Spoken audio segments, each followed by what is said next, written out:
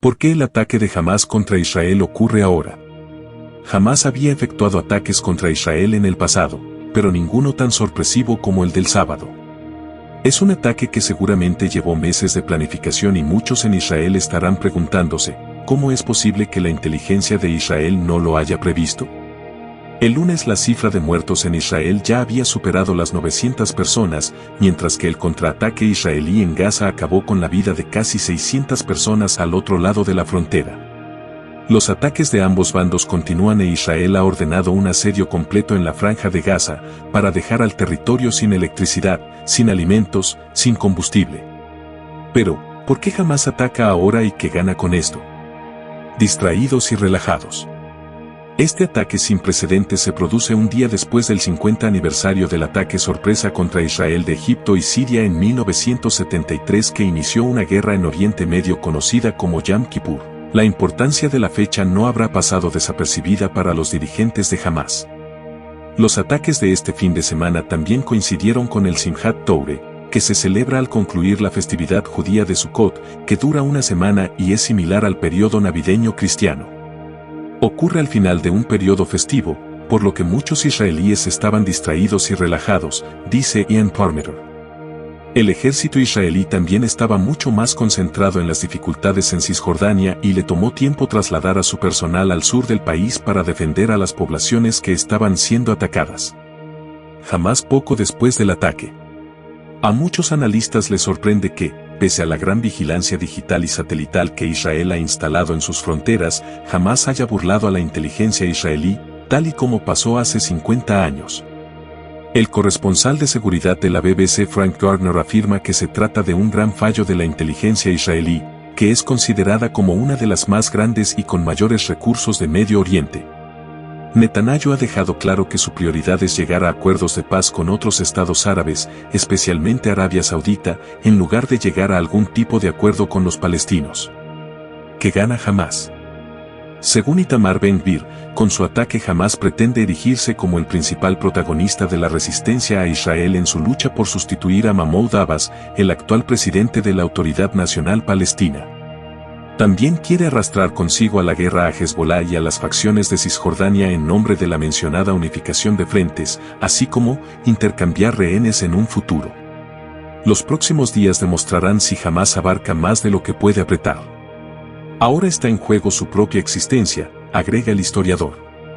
Este lunes, el primer ministro israelí, Benjamin Netanyahu, aseguró que la respuesta de su país cambiaría Oriente Medio, sin dar más detalles.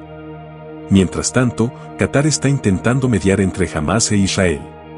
Nuestras prioridades son poner fin al derramamiento de sangre, liberar a los prisioneros y asegurarnos de que el conflicto se contenga sin que se extienda a la región, informó este lunes el portavoz del Ministerio de Asuntos Exteriores, Majda Al-Ansari.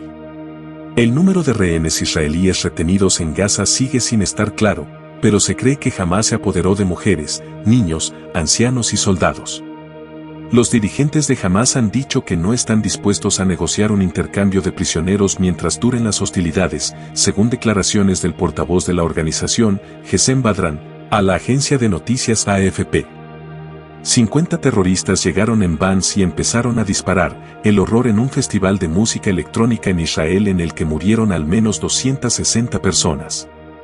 Durante semanas, amantes de la música electrónica estuvieron esperando el festival Supernova, que tendría lugar en el desierto ubicado en el sur de Israel, coincidiendo con la festividad de Sukkot.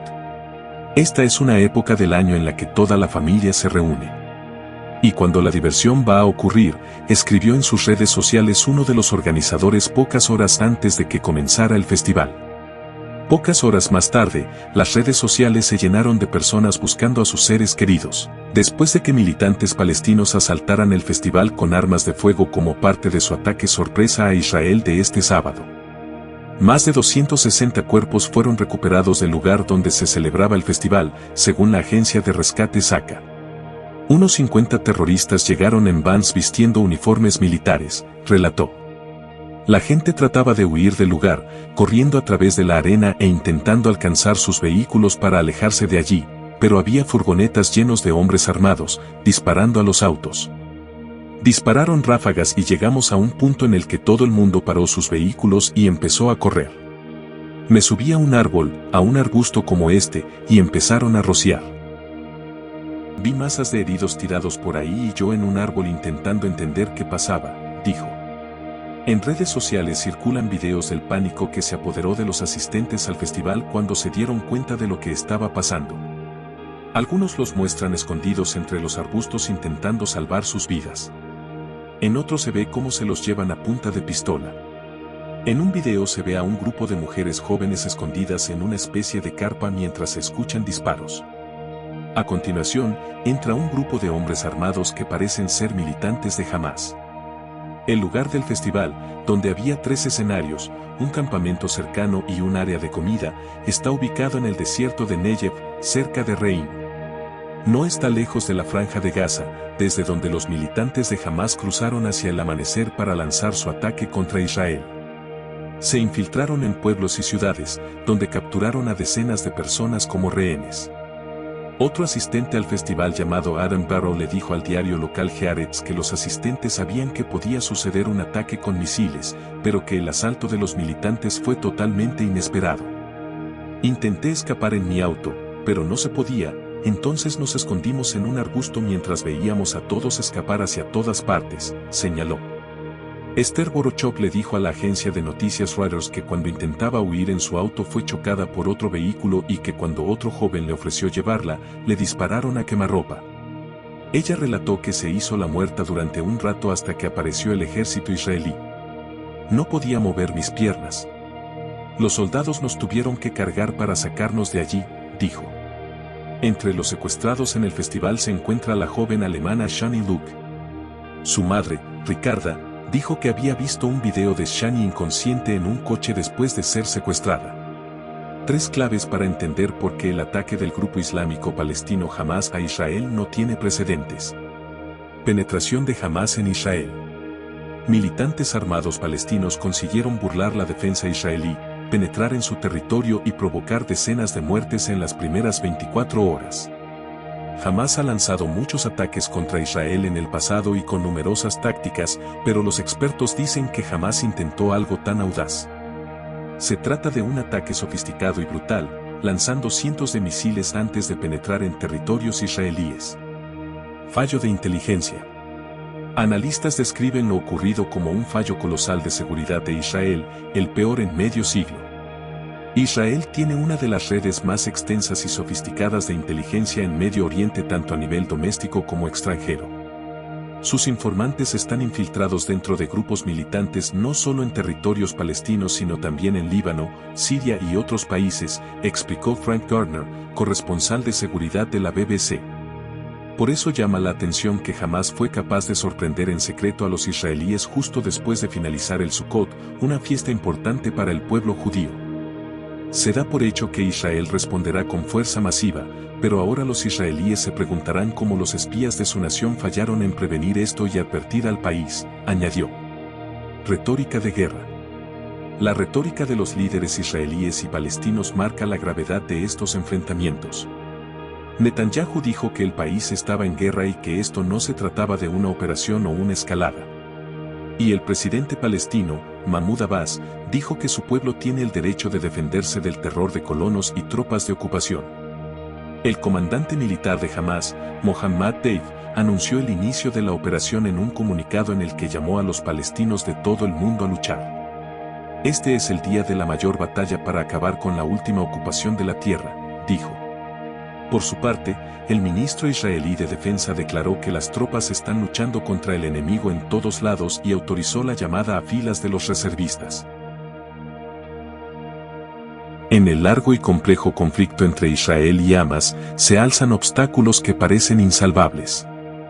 Es una lucha marcada por profundas diferencias ideológicas que desafían toda esperanza de conciliación. En un rincón está Israel, un estado judío enclavado en el tumultuoso corazón de Oriente Medio.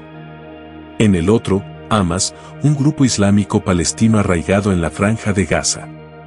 Dos visiones diametralmente opuestas que se enfrentan en un conflicto que parece no tener fin. El conflicto se juega en territorios disputados, la Franja de Gaza, Cisjordania y la histórica ciudad de Jerusalén, lugares cargados de historia y significado que ambas partes claman como propios. Estos lugares han sido testigos de incontables enfrentamientos a lo largo de los años, añadiendo una complejidad abrumadora a las conversaciones de paz, pero la historia va más allá. Décadas de conflictos, guerras y actos de violencia han dejado cicatrices profundas en ambas comunidades. Una historia de desconfianza y heridas emocionales que enturbian aún más las conversaciones de paz. El conflicto también se ve influenciado por dinámicas regionales y la intervención de actores internacionales, como Irán, Arabia Saudita y Estados Unidos. Esto agrega otra capa de complejidad a un conflicto ya intrincado. La gobernabilidad palestina es otro punto de tensión. La división entre la autoridad palestina, que gobierna en partes de Cisjordania, y Hamas, que controla la Franja de Gaza, complica aún más la posibilidad de alcanzar un acuerdo de paz unificado. Estos obstáculos se entrelazan para crear un escenario profundamente desafiante en la búsqueda de la paz entre Israel y Hamas. Es un relato donde el sufrimiento y la esperanza de paz se enfrentan en una danza constante, marcada por la incertidumbre y la continua búsqueda de una solución duradera.